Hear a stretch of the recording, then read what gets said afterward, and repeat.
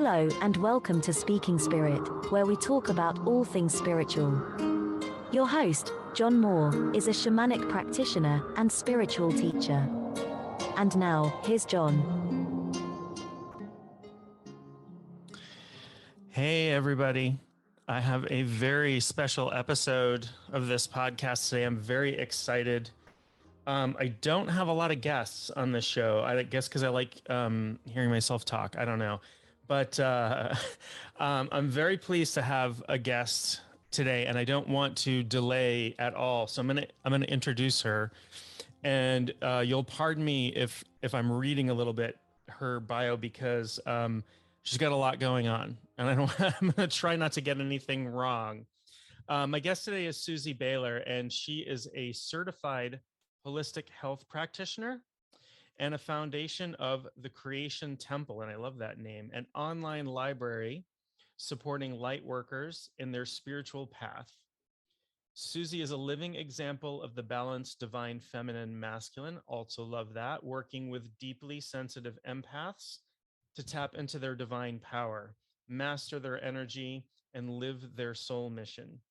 She's a dynamic public speaker, and I can attest to that, with a commanding stage presence. She lives and leads retreats in Sedona, Arizona, one of the most beautiful places on earth, and enjoys nature, authenticity, and high vibrational food.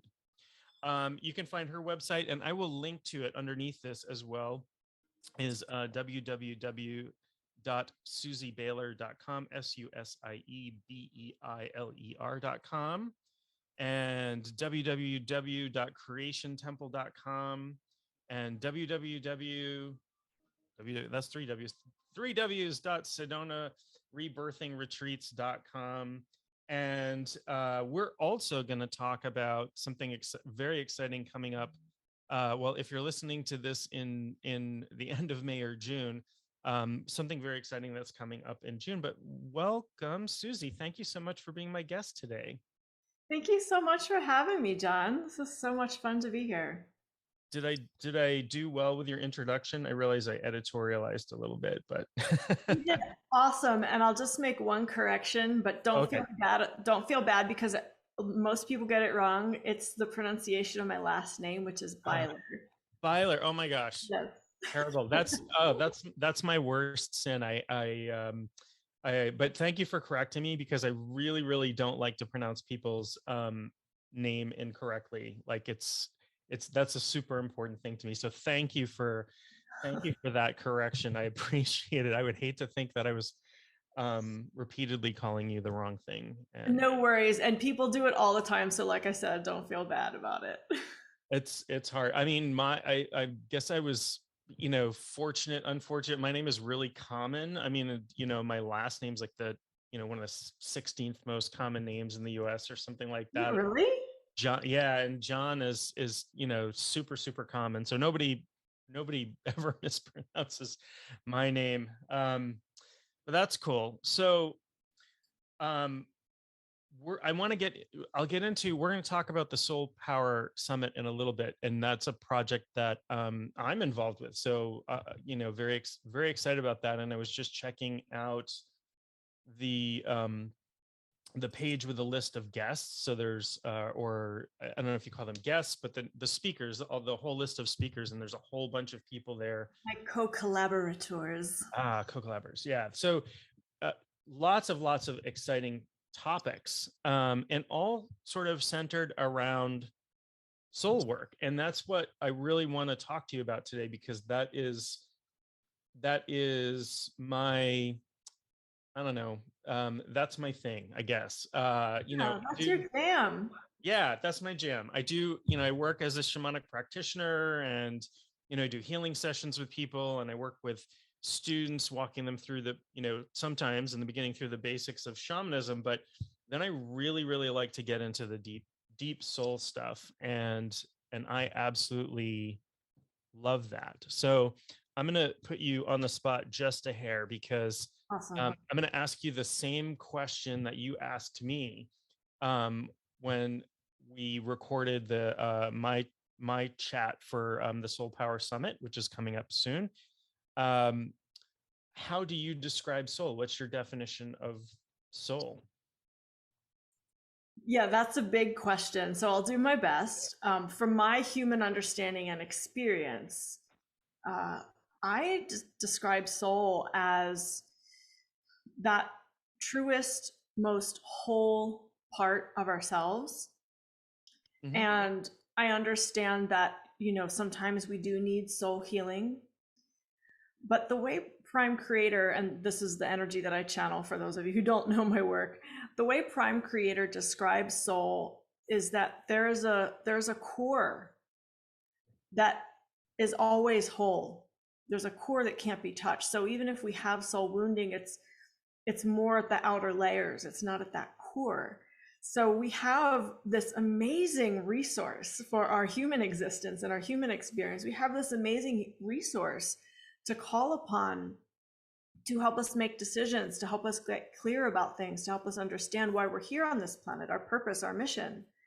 And my understanding is that the soul goes on a journey throughout its existence. So we don't always take on human incarnation. Sometimes it's animal, sometimes it's, semi-formless, semi-physical.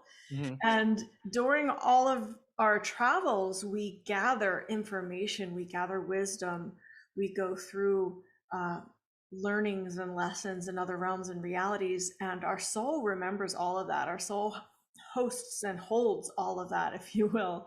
So when we come into this human existence, we have all of that wisdom from all of those different places, dimensions, realms, and we can activate it here in our human experience. And so I think of like people who are naturally good at playing piano, or they have these skills that they seem to be born with. And it's like, well, how do they know how to do that? And my guess would be that that's part of what's in their soul. Yeah, I completely agree with that. And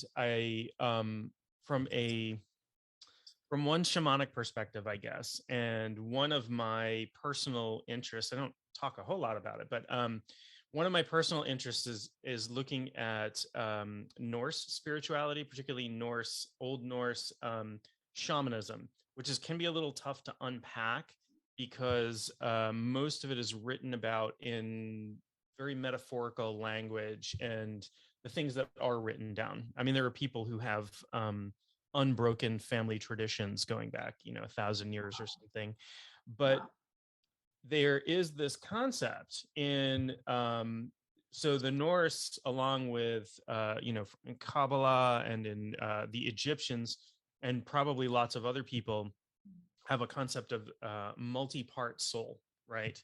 Where sometimes we think of the soul as this just sort of one entity, but I like to think of it almost like the body, that there are organs and parts and systems, and it can be relatively complex. And one of those parts that the Norse recognizes is called the hummingya, and that is this physically, it's located towards your back, but it's almost hard to describe. It's like the concept of luck combined with all the stuff that you inherited from your ancestors. And so the idea is one form of reincarnation, when you die, you pass this on to somebody. Normally it would be somebody named after, in that tradition, normally it would be somebody like an ancestor named after you. Down the line, you're like passing on your ancestral wisdom. So that's part of it as well. But one of the things I have found that was a little challenging to get my brain around when I first studied it, when I was looking at past lives and learning like, oh wow, I can actually be my own ancestor, right? So I can have be my 20th great grandfather and have incarnated this time around in this body to work through whatever the ancestral stuff is that's coming up. I'm wondering if you ever run into any of the ancestral stuff when you're doing your work.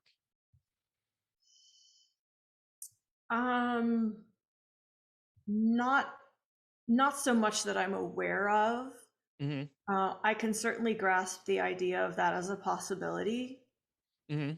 And And it is an interesting exploration, right? Because I have in my own family, I wonder sometimes about certain people in my family and if there are connections that way. Uh,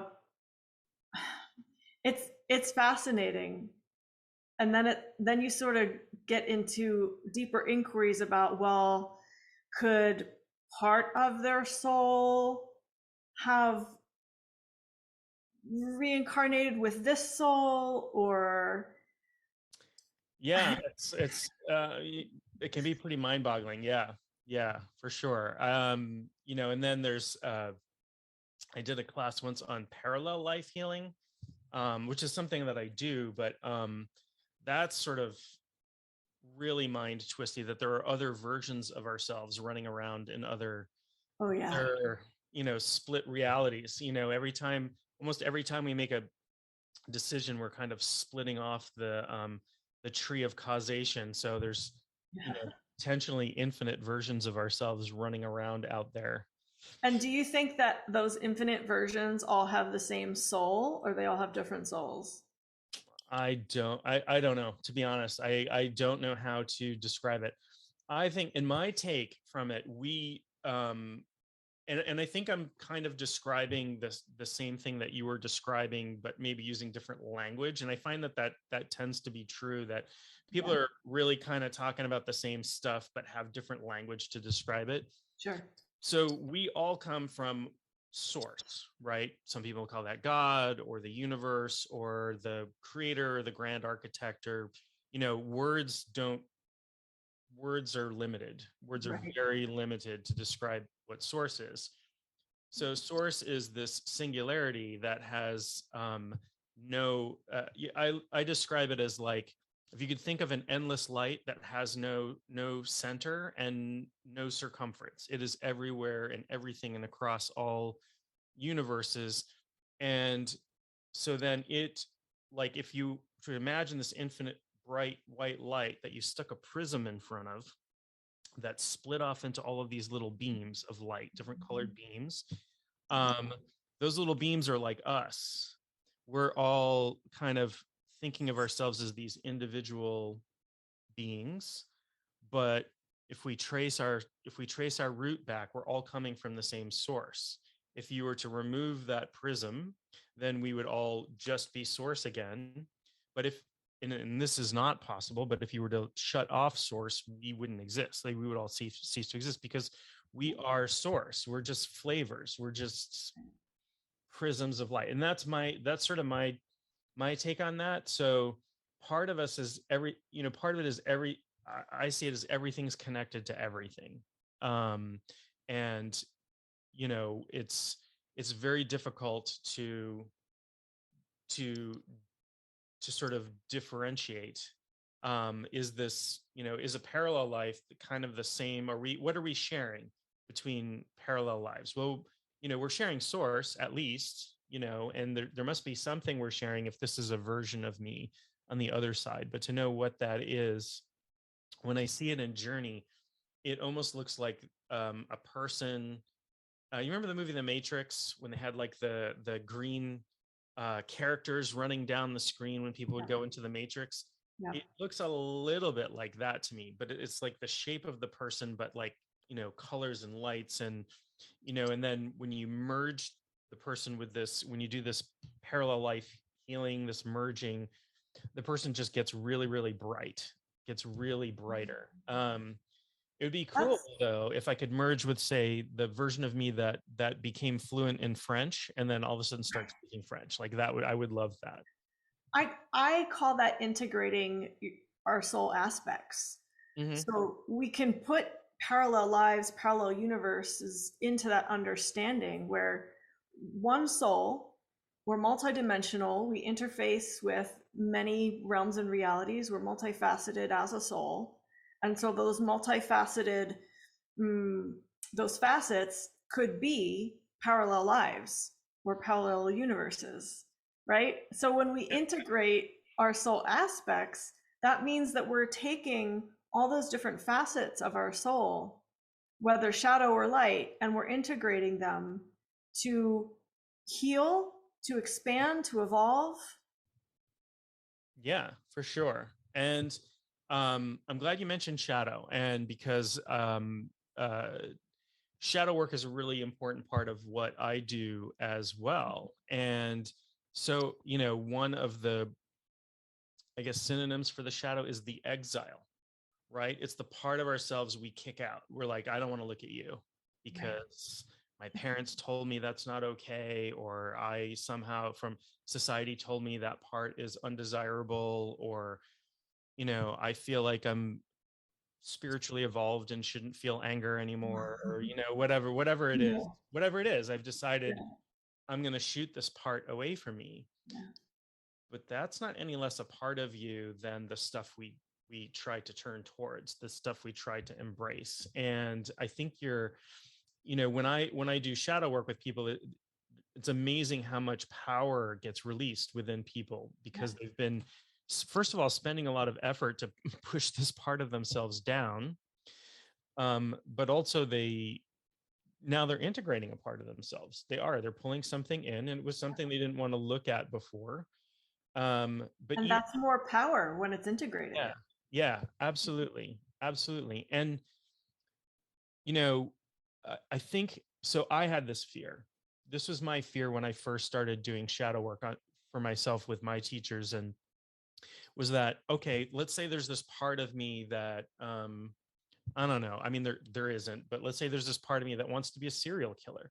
If I integrate, like, that would be in the shadow. If I integrate that, and that's, I think that's a fear that a lot of people have. Like, all of a sudden, I'm going to pull in these parts of myself that I've locked away for a reason, and it's going to change. And I'm all of a sudden going to become antisocial or something like that. And that's not it at all.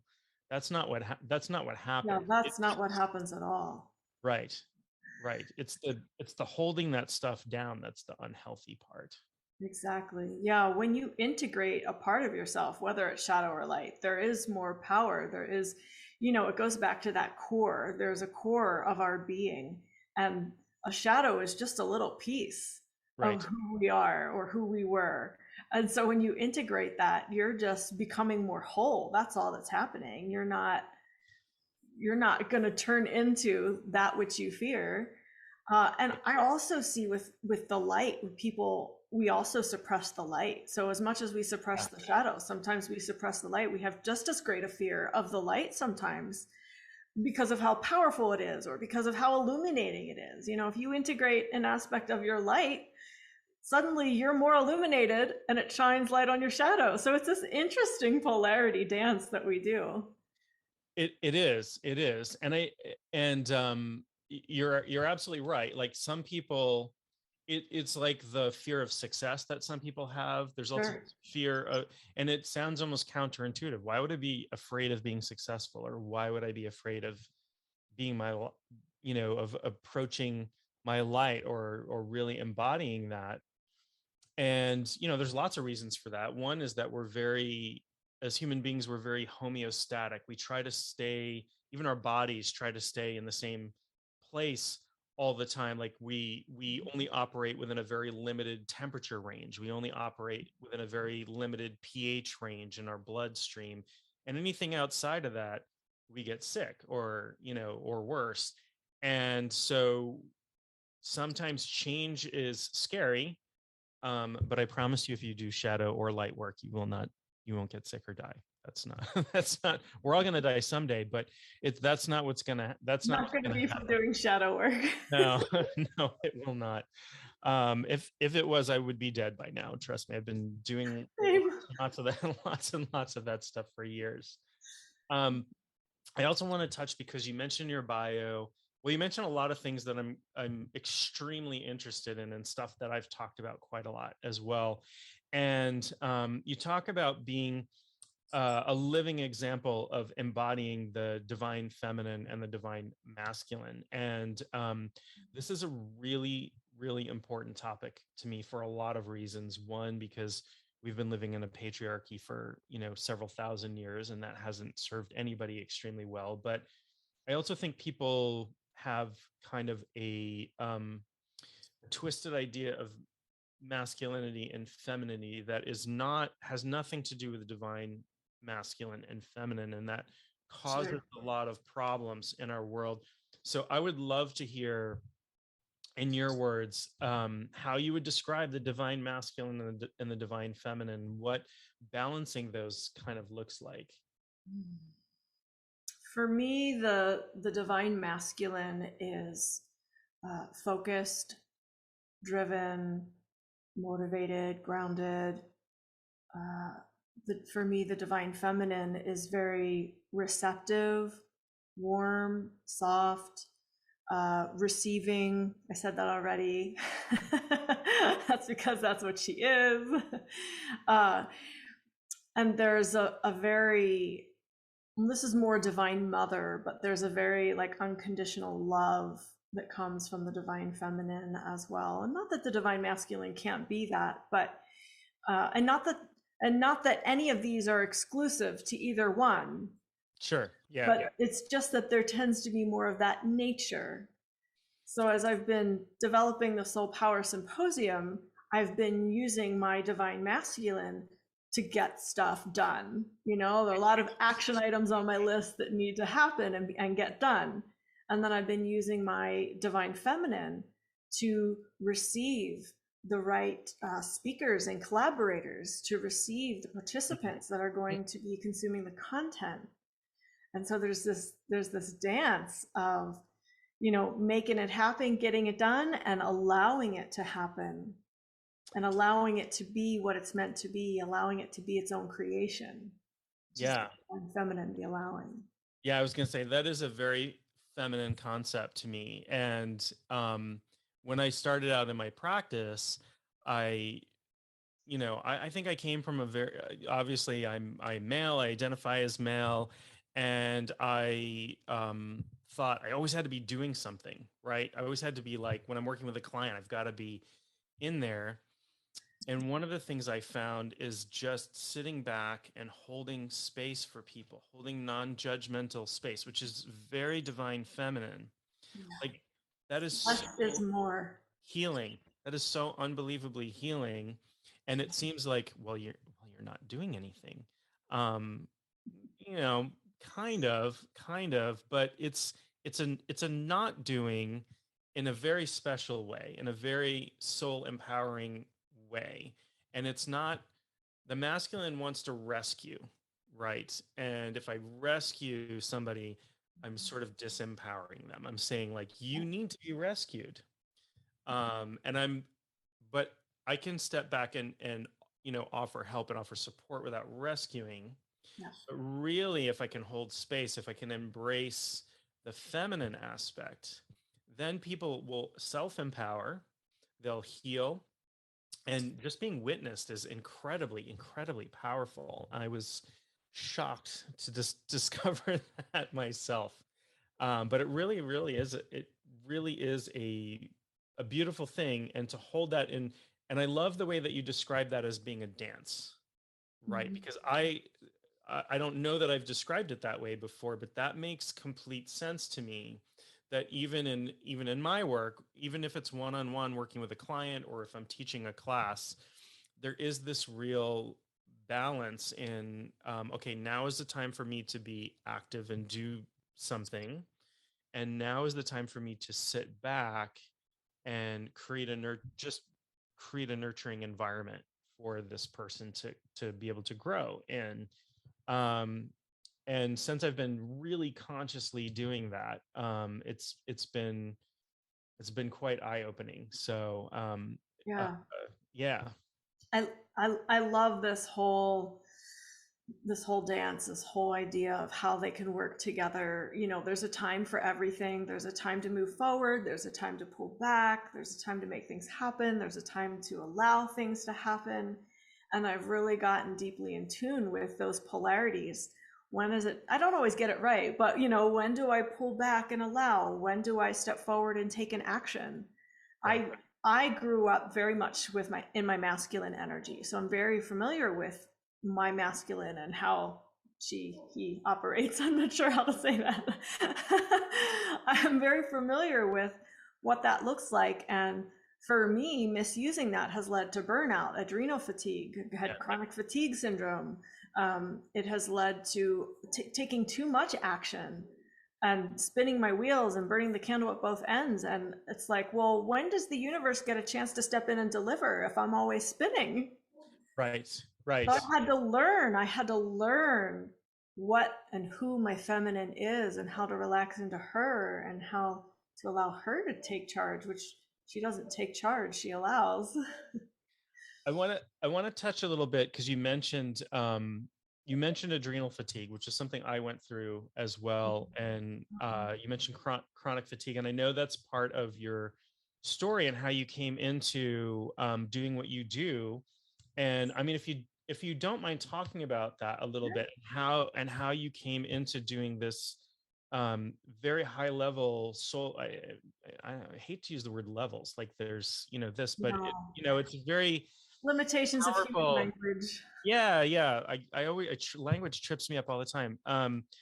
This very empowering soul work that you do, like you have, as we all do, we all have a story about how we got attracted into this, but I think it's important for people who might be listening to see, and I will frequently talk about my story, not that I'm trying to say, hey, look how awesome I am, but I'm just some dumb guy in Maine, and if I can heal from all of this stuff, so can you. Like, I'm not special, I'm no better than anybody else. Yeah. That's not the message, but the message I like to spread is a message of hope. I was in a really bad place, and so I don't know if you feel okay with it. I would love to hear a little bit of your story and how you came into this, because I do think that is an amazing thing for people to hear about. Yeah, well, there are a couple of levels and layers to this. So I grew up Mennonite, which is a part of the Christian religion, and it's a very set way of being, and rules you have to follow. And so there was a certain level of spiritual suppression going on with that. And then I also, like I was saying, I grew up in my masculine energy a lot, and so I was misusing my energy and my power in certain ways, making things happen. And then it was also just, I came here for a reason, and I wasn't living my mission. And what I did, I was a pediatric occupational therapy, and there was a reason I went through that training. There was a reason I had that career. That was great. That was part of my journey, but that ultimately wasn't what I was meant to spend my time doing. And so my body had to kind of shut down and break down to free me from all the things that I was, in bondage over. So I had a pretty miraculous experience, literally a light bulb moment on the acupuncture table, where all of a sudden I just had this full knowing on every layer, level, and part of my being that I was healed, that I didn't have the chronic fatigue anymore. And then what happened after that was a very dedicated journey to be on my spiritual path, to live my soul mission, to rewire my DNA, to rewire my nervous system, to reconfigure everything that didn't work and didn't serve my soul mission. And that has become my sole focus in life. That is who I am. That is what I do. That is my business. That is my play. That is like everything is my soul mission. Yeah. And I just want to say that path isn't for everyone. So please don't compare yourself to me. Like John was saying, I'm just this guy from Maine. I'm just this gal from Pennsylvania. I'm not special. But I am special in the sense that I have chosen to focus on this and make this my life's work and make this the expression of my mission. So anyone can be special in that way if they choose it. Absolutely. And I like that you said that. I always tell people, I'm going to talk about shamanism a whole lot because that's my path, but I don't recommend shamanism as a path for everybody. It's not. It's not. And just like you have found your path. You've found the thing, and like I can feel when you're talking about it some real similarities to what happened with me, where I'm like, I'm going to go heal myself, and then I found out, wow, this is my home. This is where I belong. This is what I belong doing. Yeah. And when you hit that path, like there's just that knowing that you're describing, that knowing on all levels. This is where I meant to be. This is what I meant to do. And I don't know if you found the same thing, but for me, when I found my path, like obstacles would just get pushed out of my way. Like I decided I was going to study shamanism, and I found a teacher who was offering an apprenticeship, and I contacted her, and she goes, "You've missed the introductory work. You've missed my last introductory class. I don't know, all this." I was like, "Oh gosh, I don't know." She says, "Well, I suppose if you meet with me, we'll talk about it. We'll figure it out." And I don't know why, but she accepted me, and I spent 6 years in study with her, and she's retired from teaching, but she still is my teacher. And just lots and lots of things got moved, lots of obstacles got moved out of my path. And I think that just happens when you're in the right space, when you're doing what you're meant to be doing. And I think, in Sanskrit, they might call it your dharma, right? Your path. This is your path. And that's really individual for everybody. It could be who knows what. I would say yes and no. I've had those experiences. Yeah. Where it feels miraculous, like something just opens up. And I've also had those experiences where I have had to work incredibly hard for who I am, for what I have in this life, to heal. And this is where I do feel it's different for everyone. And this is part of my understanding of the soul journey. Whatever it is that I'm meant to achieve, accomplish, heal, whatever in this lifetime, according to my soul, that's what I'm going to come in contact with. And I'm very much of the understanding and the decision that I am getting it done this lifetime. So I don't know if that means I have more to overcome or more to heal, or that I have stuff built up from other realms, realities, lifetimes, however you want to understand it, that I need to take care of in this lifetime. I don't know if that just means that I'm in my own way and in my mind sometimes. I don't know what it all means. I just know that my path has looked a certain way. I'm open to it being different. But I have had to overcome a lot. Sure. And sometimes, that has opened up. When I have those breakthroughs, it opens up the pathways. And sometimes the pathways just open and it seems like I didn't have to do anything. So I feel like some of that is all kind of orchestrated at the soul level, and it's not my business almost. Yeah, absolutely. I couldn't agree more. And in shamanism, we talk about initiation a lot. And initiation, you might go through a ceremony, and I went through a 2-year process of doing ceremony after ceremony, initiation ceremonies. Those are ceremonies. That's not what initiation is, though. When you go through a ceremony that a teacher or a shaman's putting you through, that's a ceremony. But spirit initiates you. And initiation on a shamanic level, which is, I think anybody goes through this, and you talk about things coming up and obstacles you have to overcome. I describe it as like putting your life in one of those snow globes and sticking it in a paint shaker and just shaking the heck out of it in those industrial paint mixers. Because that definitely, that definitely has happened to me. I've gone through, I've gone through relationships. I got divorced in the middle of my training. I, wound up in a relationship with, somebody that ended in a really not so great way. And I've been through huge transitions. And you can't really, you're right, you can't really steer that so much. But I think there is absolutely a purpose to that, to those initiations happening. Like it's almost like taking you apart so you can put yourself back together. Yep. I know that all my deaths and rebirths have been part of the teaching and the guidance that I offer others. There's so much depth in what I've gone through that when a client comes to me, there are very few people I can't help at this point because of what I've gone through. Yeah, for sure. Yeah, and when you become aware, when you how am I going to put this? When you become aware of your past and your parallel lives and all of this stuff coming in, um, nothing surprises or shocks you so much anymore. Right. Um, Yep. I talk to people all the time. I go, "This is going to sound weird," and I'm like, "Trust me, nothing is going to sound weird to me. And maybe something I've never encountered before.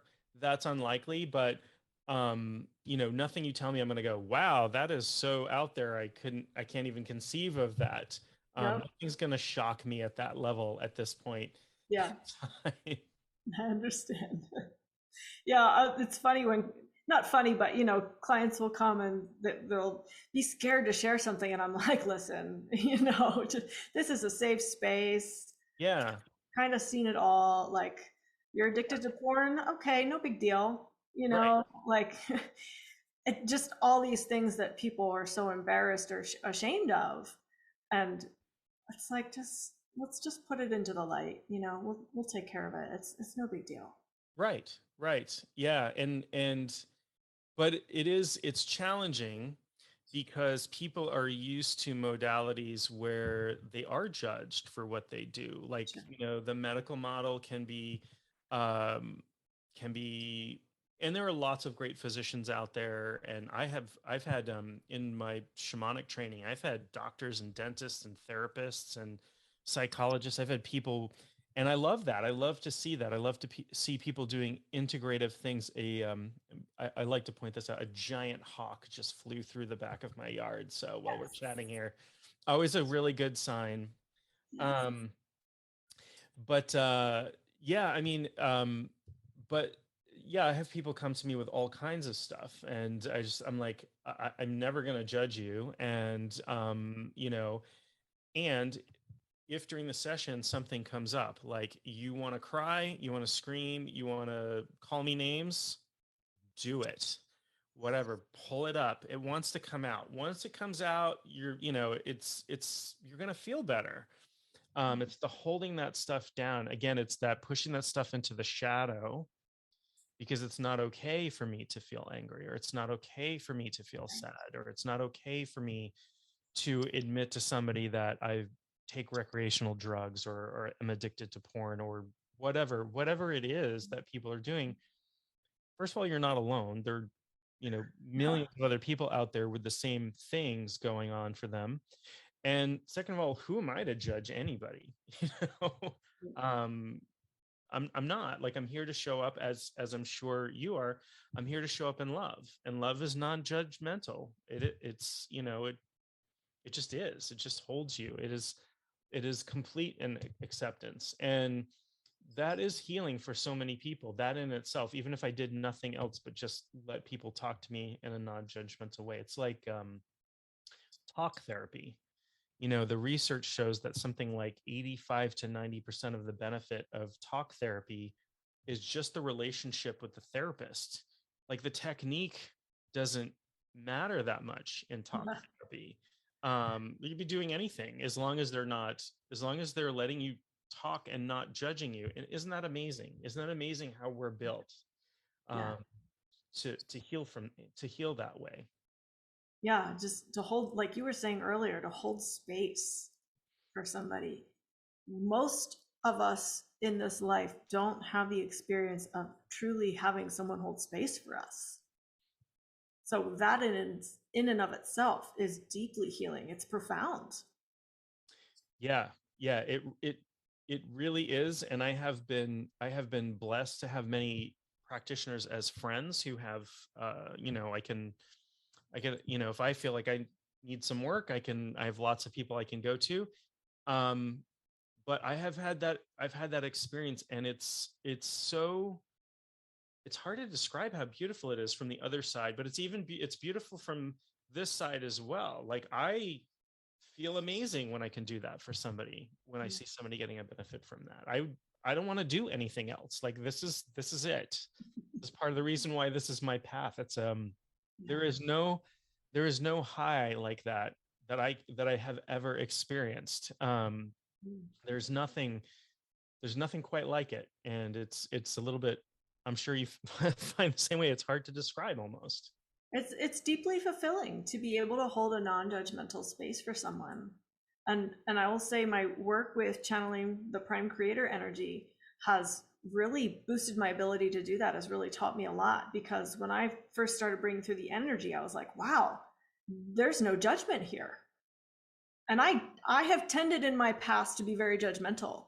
And so it was very interesting to feel that energy contrast with mine, because I'm a conscious channel. I'm very, aware when I'm bringing through the energy. And so I will feel my judgment, and then I'll feel prime creator energy, and there's no judgment. And I'm like, oh, this is interesting. I get to notice my judgments. Yeah. Yeah. Let's, I just, we're coming up toward, I can't believe we've been talking for this long, but we're coming up towards the end of the talk, but I want to, because I'm really interested in channeling, and I have done, I do some channeling, but not, I don't really do it with clients that much. I do it for part of my training, part of my other work, and whatever. And I do it consciously as well. I'm aware of what's going on. And some people might not know the different types of channeling there are. There are people who are what they call like deep trance channelers, who will go into like a very deep trance and channel and have no memory whatsoever of what's happened when that, and I get the feeling that when you describe yourself as a conscious channel, that's not the experience That's not my experience. Yeah. I don't always remember what comes through, because sometimes the energy is intense, sometimes there's a lot of information. I don't always retain it. But the way it works for me is I'm a clairsentient, so I feel very, very deeply, very acutely. So I'll feel the energy. We'll ask a question, I'll feel the energy of the answer, and then my job is to find words to match up with the energy I feel. And that's the imperfect part, right? Like, I just want to be clear that this is not an infallible scientific practice. Right. This is an imperfect, situation where I'm receiving the energy and I've got to find words to put to it. And in most cases, I'm pretty accurate. But I'm human. I have my filters. Right. So my interpretation of the energy might not always be 100%. Yeah. Yeah. And for me, when I had to learn, and this was really hard, I had to learn to put as little interpretation on it as possible. I had to put enough, I had to describe things enough to get the message across.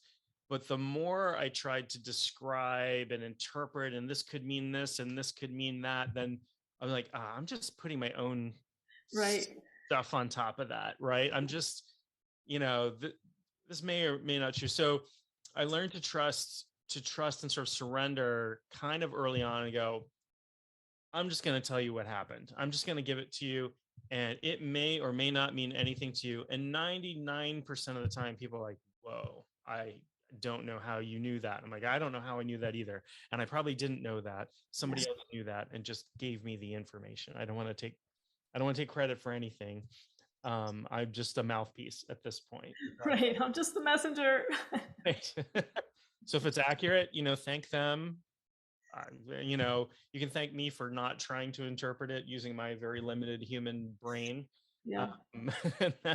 And that's about it. But yeah, I mean, I hadn't done any channeling before, and shamanic practice is, you're doing similar things in that you're merging with helping spirits a lot and you're staying merged with them. But I had a teacher one day, she's just like, you're going to work on channeling.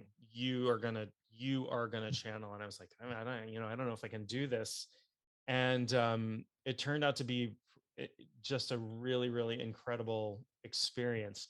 And I guess maybe I hold it back and don't do it so much don't do it so much publicly. And maybe I should, but it's a little bit sacred, for lack of a better term. Like I kind of like hold on to it on my own, and I will do it with people that I'm close to and that have a level of understanding and that sort of thing. So I don't know, maybe I'm holding myself back a little bit. Well, what does your soul say about it, John? That's a good question. I should check in. Yeah, I mean, my soul wants to be out. My soul wants to be everywhere and out and about. So Yeah. that's why, I'm all over the place. That's a big part of it.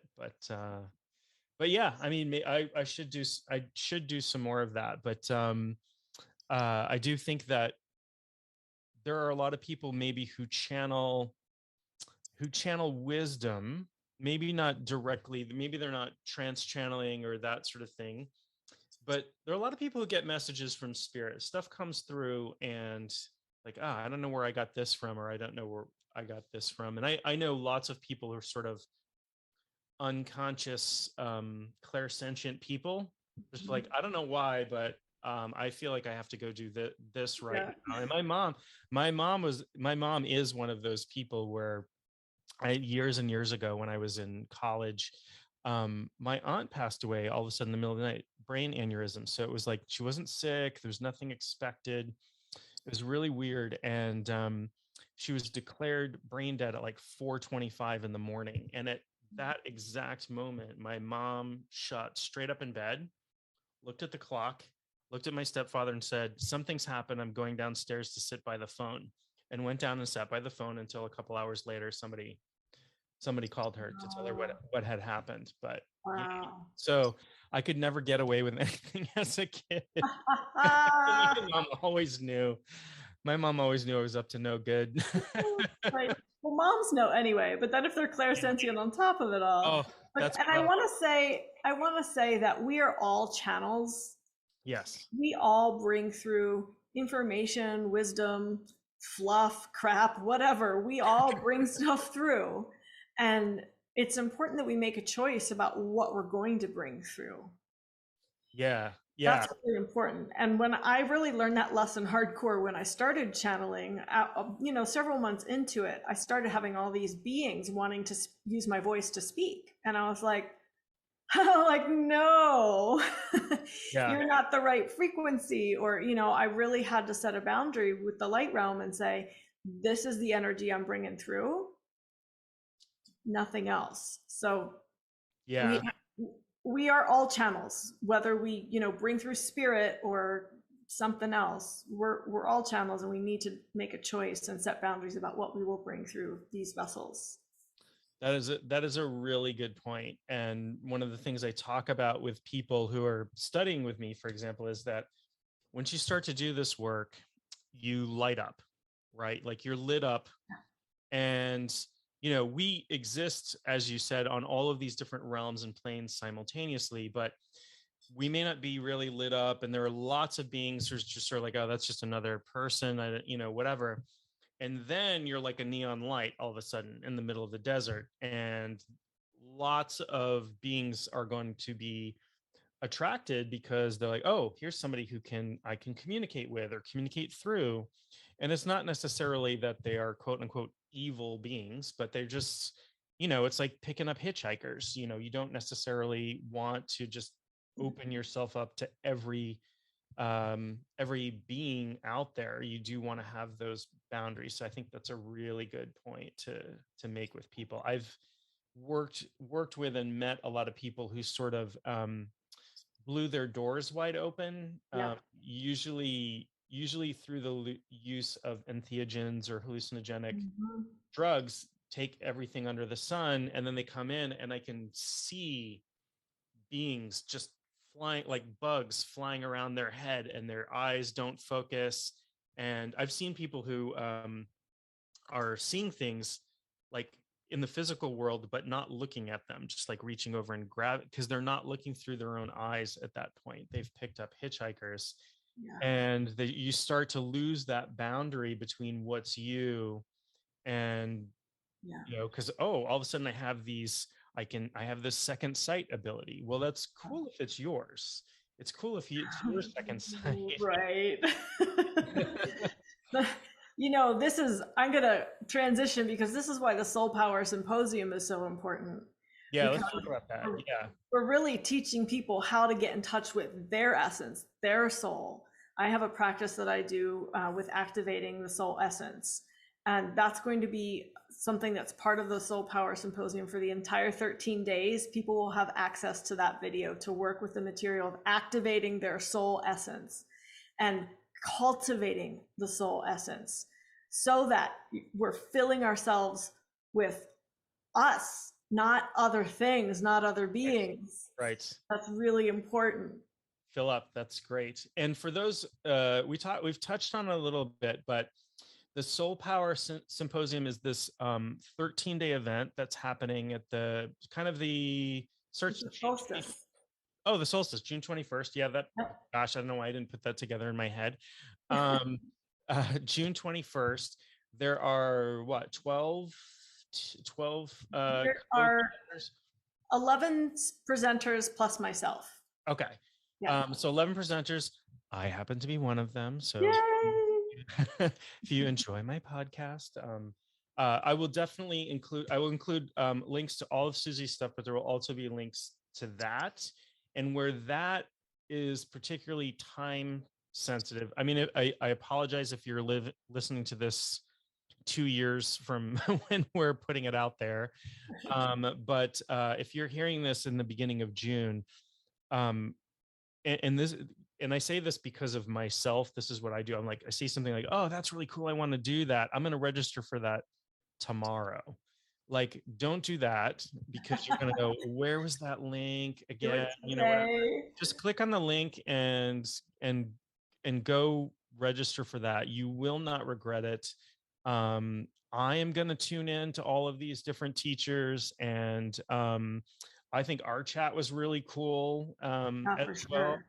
We had a really cool chat about soul stuff, about this, all of this stuff. So I think it's a really fantastic opportunity to really become empowered. And this is the kind of stuff that I love, that I absolutely love about spiritual work. This really, like, let's discover who you are at a core level. Let's discover how incredibly powerful you are. You're going to surprise yourself. Yeah. And I really want to highlight June 21st, because that's when the Prime Creator channeling will be available for free for 24 hours. June 21st. That's the solstice, June 21st. Yes. Don't forget. And that is the foundation for the entire symposium. So if you miss the channeling, you kind of miss the foundation for the whole thing. So please, what John said, register now so that you get the emails to remind you when to receive the content. June 21st is a big day. Yeah. Yep. And you know, I follow the wheel of the year, and so those are the solstices and equinoxes and halfway points between those. Super important days. They're days of big transitions where things like big shifts can happen, just because of the energy of the planet and the sun and what we're going through. And it's a really, really good time. And summer solstice in particular for me is a great time to begin anything.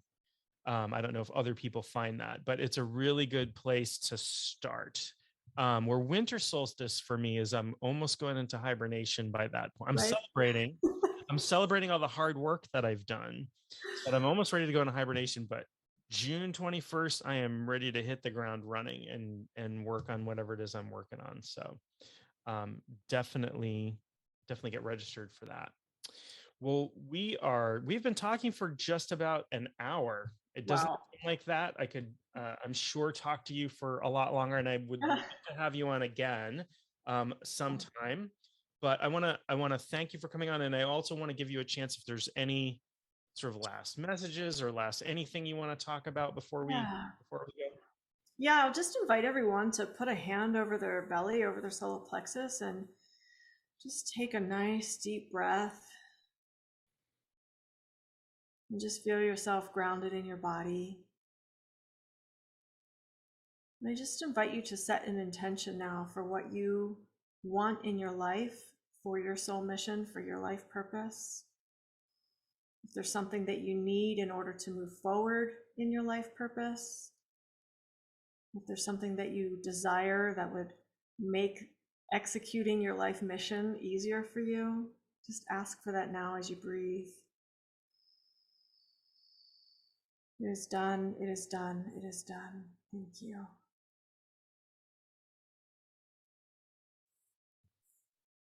Thank you. Thank you very, very much. It's been so delightful having you on, and I'm so looking forward to June 21st coming up. I'm super, super excited about it. So thank you again. We'll definitely have you on again. So you'll hear some music again, and somebody else's voice, and then we'll end. I hit the right button.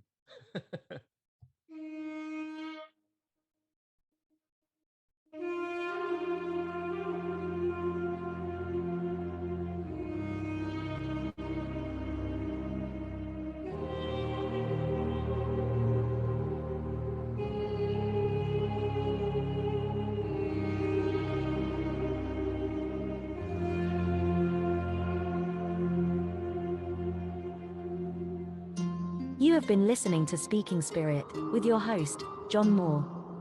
For more info or to contact John, go to maineshaman.com. That's MAINESHAMAN.com.